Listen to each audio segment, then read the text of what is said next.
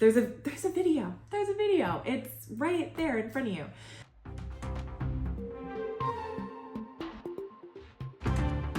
Welcome back to Counselor Confidential. Today we are talking about the case of Corey Micciolo. His biological father, Christopher Gregor, is on trial. He is awaiting a verdict right now in regards to 2 counts. The lesser charge is child endangerment, and the more serious charge would be the big M word.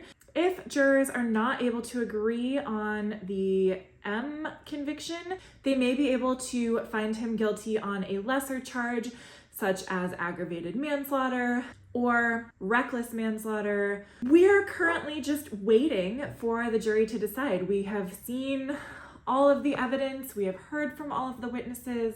The defense has given their final argument, as has the prosecution. Let's talk about that first. If you're not familiar with the case at all, I recommend that you check out my first video that I did on the case. There is a correction to that video. I have mentioned that Corey passed away in 2020. That is not accurate. He passed away on April 2nd of 2021. If you know nothing about the case, check that out. But for those of you who are up to date, which I'm assuming you are if you're watching this video right now today, looking for something to watch while we're waiting for the verdict, here are my opinions on how the closing arguments went and what I think will happen today. As far as the defense goes, I don't like the defense attorney. I don't like Mr. Gallucci. He's just aggressive. I don't know. He's kind of aggressive. He's over the top. He's dramatic. He's yelling unnecessarily. And he just is not a super likable guy, kind of like his client, Mr. Gregor. But I will say I do think he did a decent job at instilling a little bit of doubt. And I'm somebody who has come to this case late in the game. I did not follow this case from the very beginning. I haven't watched every single minute of the trial so far. I've only been watching for the last maybe week or two. I'm not somebody who had a very strong formed opinion from the beginning because I'm just new to the case.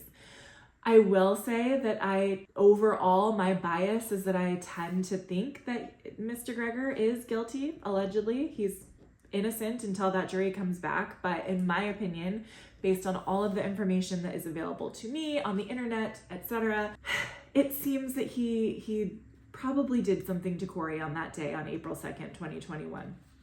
I think his lawyer, Mr. Gallucci, may have instilled a little bit of doubt. I think there is no concrete, hard evidence of what exactly happened to Corey on that day.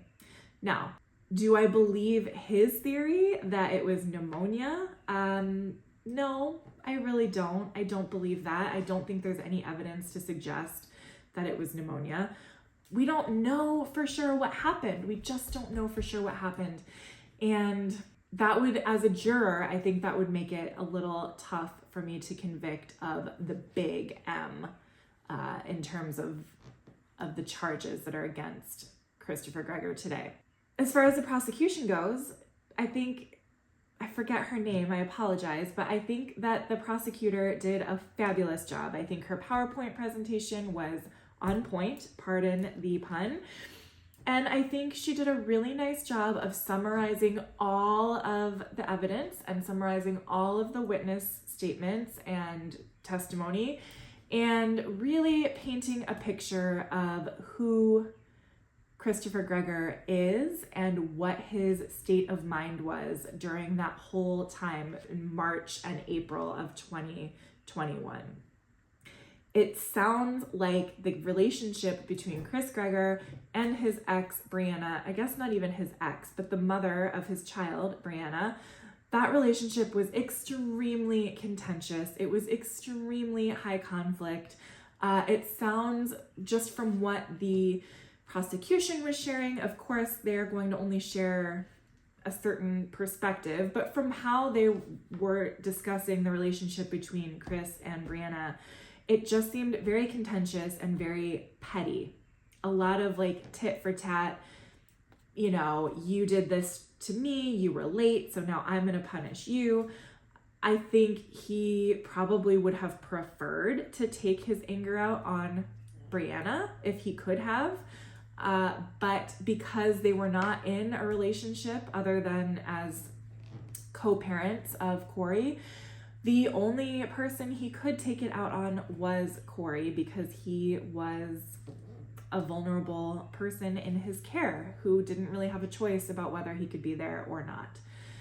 So I think the prosecution did a really great job of that up until today, where I was really struggling with, how is this jury going to convict this guy of unaliving his son? How are we going to convince this jury to be unanimous in that decision? Because again, there is just not any real direct evidence of exactly what happened on that day. We have lots of evidence about Christopher Gregor beforehand. We have lots of speculation about how he was, or evidence, I guess, about how he was behaving after Corey passed. But that time frame between 9:02 or whatever in the morning on April 2nd, 2021, and 4 when he brought Corey to the emergency department, that time frame is a big question mark. We know some things just based on text messages and internet searches and things like that, but there is no window into the apartment that day to see exactly what happened. All we really can infer is that he was probably super pissed off, super upset, super resentful. As the prosecution explained, all the stuff that was going on that night before on April 1st, the back and forth with Brianna, the upset over, Corey not being home, Corey being at the hospital, Corey getting evaluated by multiple professionals in regards to possible mistreatment. And so with that type of evidence, you can assume the type of mindset he was in, but we weren't there, right? Nobody was there. Until I heard the charge today from the judge and how you're supposed to consider evidence, I was a little worried.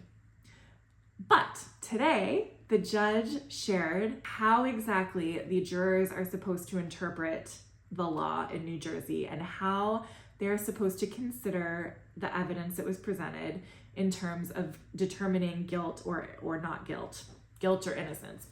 I'm going to play a clip of that here.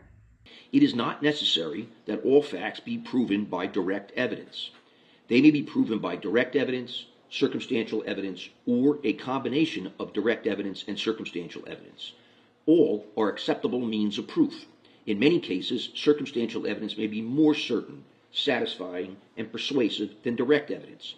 However, direct and circumstantial evidence should be scrutinized and evaluated carefully. So the judge, I liked how that was explained. If I were a juror, I think that would have helped me tremendously, that it is absolutely appropriate to consider circumstantial evidence. In a lot of these cases where you have an unexpected acquittal, think like O.J. Simpson or Casey Anthony, for example, these were cases where the vast majority of the people following the case were convinced that these defendants were guilty. But the jurors couldn't come to that conclusion, or didn't come to that conclusion, because a lot of the evidence was circumstantial. And I think when you're considering putting somebody behind bars for the rest of their life, or in some states even worse, I think that's a really heavy weight for a juror. And I think circumstantial evidence feels scary in terms of your own mind is what is left to decide what happened. Or even the prosecution in their closing argument yesterday, or their summation, I guess, as the judge was calling it, they didn't say exactly what they think Christopher Gregor did to Corey. They didn't go on and on saying, oh, he kicked Corey, or he hit him, or he, did any number of other things. They didn't suggest that he picked up a bat. They didn't suggest that he, used a wooden spoon. They didn't suggest any actual method of how these blunt force injuries were happening to Corey. And so as a juror, you are then left to just imagine it on your own, unfortunately. And I think that was how the prosecution had to present it, because again, they don't know. We don't know. Nobody was there with Corey and Christopher, so nobody knows. And so for them to suggest an exact method of how this occurred or exactly what went down would be inappropriate, I think, and probably illegal. I'm not really sure how that would have stood up in court, but I'm sure there's a very good reason that they didn't speculate as to exactly the method, because otherwise they would have. I think as a juror, because you have the defense is allowed to make up whatever they want. In this case, they made up pneumonia, right? They made up pneumonia. In the Casey Anthony trial, the defense was able to make, in my opinion, allegedly, the defense, I believe, made up the whole situation with Casey's father. I think they made up a whole bunch of stuff to try and protect Casey, and it worked. It worked, right? So the defense is kind of, I know that there's legal restrictions and boundaries, but honestly, it seems like the defense can kind of say whatever, but the prosecution has to be a lot more careful. They have to be a lot more fastidious in their research and in what they're saying, and they can't just make wild accusations or speculate. They have to only go based on facts. And so I think that's where I can start to understand how it would be difficult for jurors in some of those cases, and why I think it may be difficult for the jurors in this particular case with Corey and Christopher, because we have the video of the treadmill, but that was on March 20th of 2021.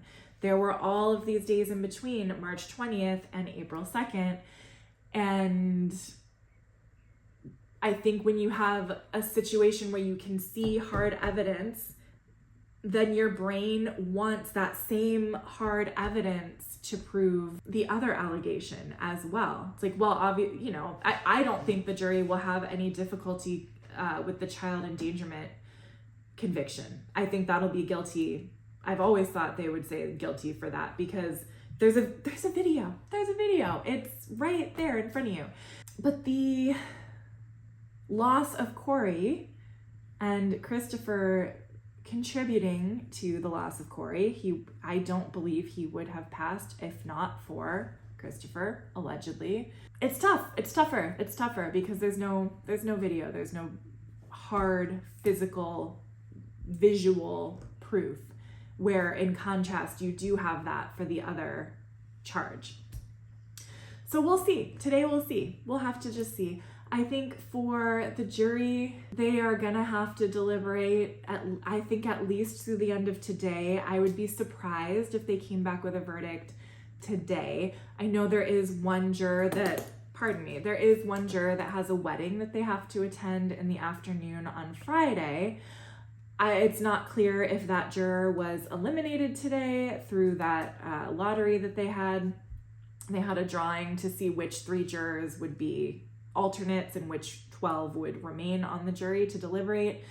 So if that juror does have to go to that wedding at the end of the day tomorrow, that may put some time pressure on things, and then they may have to come back on Monday if they still haven't made a decision. But my hope is that this is pretty clear cut. I don't imagine that this will drag on through the weekend and into next week. Hopefully they will be able to come back at the very latest tomorrow early afternoon, get all their ducks in a row, tie up any loose ends, and give a verdict tomorrow. If they bring back a verdict today, that would be incredible. I would love that. I'm filming right now. It's about 1:40 in the afternoon Central Time, so about 2:40 in New Jersey. So we still have a little bit of day left, so we'll see. I thought it was very interesting that the judge told them that it's up to them how long they want to stay every day, that they could clock out at 3 p.m. if they wanted, they could stay till 7 p.m., they could stay overnight. Like, he basically said it's up to you guys, whatever you're comfortable with. So I thought that was interesting. I guess I always sort of assumed that the court kind of set those parameters, like, hey, we're going to shut this down at 7 o'clock. Like, everybody needs to go home. But no, he just basically told the jury that they were allowed to do as they wished. I also thought it was interesting that he sort of forgot to get rid of to separate out the alternate jurors at the end. Like, somebody in the courtroom had to remind him. And I think he probably was just, I can totally see doing this myself. Like, he was probably just so ready after he read all of those pages with the jury instructions. I'm sure he was kind of just ready to get them out and let them deliberate so he could go do, whatever he needed to do to prepare as well. But I thought that was really interesting. And then I also was kind of still waiting for him to tell the alternate jurors, like, remind them maybe to not talk about the case or not look anything up on their phones. He did say they could have their phones back and have their personal items back. But he didn't specifically say, don't start watching YouTube videos about this case or don't start reading articles about it. I would have assumed he would have reminded them of that. I am assuming that that's true, that they really shouldn't be getting outside information still, because they could still be called at any time if one of the primary jurors has to drop out. So that was just interesting to me as well. Anything else to comment on? People's reactions in the courtroom. Let's talk about that. Christopher, number one, I don't know if the judge said, I didn't hear the judge say anything about, big reactions being inappropriate in the courtroom, or the defendant, I don't think the judge ever directly addressed Christopher in terms of, hey man, like, maybe stop shaking your head no and stop mouthing that's not true. I wish he would have, but then maybe that would have drawn more attention to it if the jurors weren't really paying attention to that. So I don't know. I think it's a bad look, but I also understand he's human and he wants to get off, right? He wants to not be guilty. So if he is hearing things that he's like, no, that's not true, whatever, I guess it is what it is. Brianna, on the other hand, I did not see anything like that from her. I didn't, the defense was really digging in on her, like really offensive stuff, right? Like basically putting her on blast when this is not her trial. So I think she actually handled herself really, really well. There was not any like shaking of her head, disagreeing with what the defense guy was saying. Gallucci, the defense lawyer, she wasn't doing that. The only thing I saw was, she has mentioned in the past that she has not watched the treadmill video. I don't know if she has by now, but there was an interview I saw a couple of years ago where she said she chose not to watch that video. So during the prosecution's summation yesterday, Brianna was like doing this sometimes, I'll show on here. She was kind of looking down, covering her eyes. They weren't showing the actual video, but the prosecutor was explaining the video, kind of narrating what happened in it and showing still pictures of it. And so Brianna was kind of covering her face during that. There were times that she was a little bit tearful. I don't know who the other people in the gallery were, but there wasn't like a woman, I don't know if it was Corey's grandma or a sibling, I don't know who it was, an aunt, but she was like uncontrollably crying and had to leave, like walked out of the courtroom. And to the point that like Brianna had to stand up and let this other woman who was losing it out. So I thought that was interesting that Brianna was kind of composed, seemed self-assured, seemed grounded. And then I don't know what the other people, I'm not sure what their role is or how they knew Corey, but obviously they were deeply impacted.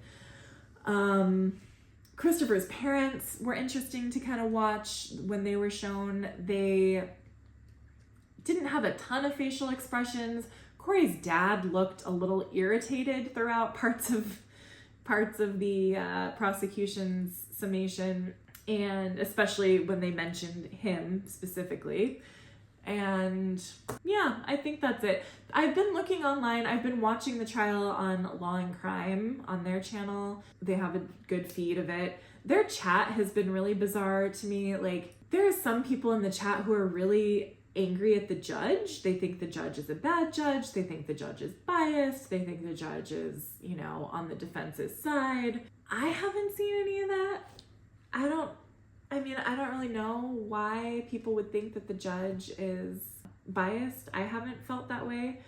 I think he seems to be doing the best job he can to keep things fair, to keep things legal. I guess part of it, of people's opinion like that, is because he did not allow the video of Christopher being pulled over in Tennessee to enter into court. I don't know how much value that video even had, though, to be honest. I think what the prosecution said in her summation was more than enough. I don't think we needed that video. If I was to make a prediction, my prediction would be, like I said, guilty on the child endangerment charges. I mean, what else can you say about that? And then I think for the other greater charge, I don't know if they're all going to come to an agreement on the main charge. If it were me, I would feel comfortable as a juror going guilty on one of the lesser charges. So maybe if I wasn't comfortable with the big M, maybe I would be comfortable with manslaughter or aggravated manslaughter. So I don't know. I'm really not sure. Let's see. Let's be bold. Let's make a prediction. I guess I would say the way that the judge explained it was so confusing. It was still confusing. Here's the problem. I don't think Christopher intended to actually kill Corey. I don't think that was his intention. I think he did intend to punish him. I think he did probably, beat the snot out of him. But I don't think he intended for it to go that far. I really don't. Because he's a selfish man who doesn't want to be in the position he's in right now. Not because he cared about Corey or whether he lived or not, but because he didn't want to go to jail for the rest of his life. So I don't think that was his intent. I think it was probably an accident in that sense. The actual passing of Corey. I don't think that was Christopher's goal. But I don't think it was an accident that he hurt him to the extent that he did. I think he intended to rough him up, and I think it maybe got a little out of hand, or maybe he just is stupid and didn't realize that a 6-year-old's body can't handle whatever he was doing. I think then he kind of had an oh crap moment, like, oh no, Corey is now really sick and he's pooping his pants and he's throwing up and he's passing out. Ugh, that's not what I wanted to happen. Oh crap. So I do think that by the time Corey was showing symptoms of being injured, like horribly injured, I think Christopher was probably like, oh gosh, what did I do? And that's why he took him to the hospital. So I think if he had intended to end Corey's life, that he would have done it and then had a better plan, quite honestly, for what he would have done afterwards. Instead, what happened is, I think, allegedly, in my opinion, that he hurt Corey, didn't think it was that serious. As the day progressed, said, oh no, it is serious, and then was trying to figure out how to fix it. That's what I think happened, based on the state's evidence. And I don't know what category. Like, I would have to really look at the different charges all the way down to, I'll insert it here somewhere, what the actual charge options are. Because the way the judge was explaining all of the different charge options, he kept saying that part of the being guilty would mean that the defendant would have to have reasonably understood that what he was doing, the injuries that he was causing, could have led to death, right? So if he wasn't, like, that's where I get caught up. And that's where maybe that's what the jury deliberation is going to entail, right? How much do we think he was aware that what he was doing to Corey reasonably could have led to the end of Corey's life? That's where I would get caught up. That's where I would love to have comments from other people. I would love to be a fly on the wall in the jury room to hear what other people come up with. Because I think it's a reasonable question, what I think is reasonable might not be what somebody else thinks is reasonable. What I understand might not be what somebody else understands. And like I said, I don't think his outright intention was to end Corey's life. I think his intention was to cause him pain and suffering. That is unacceptable. That I do believe, allegedly. But I don't think he meant for it to end like that for selfish reasons. I think he would have preferred to preserve his own freedom. So those are my thoughts. I cannot wait to see what the jury says. I am on pins and needles, looking forward to it. We'll see what happens. Stay tuned. I'm posting some shorts, as there are updates, but I think in this situation, the next update is going to be the verdict. So we'll come back, we'll chat about it. So excited to have you here.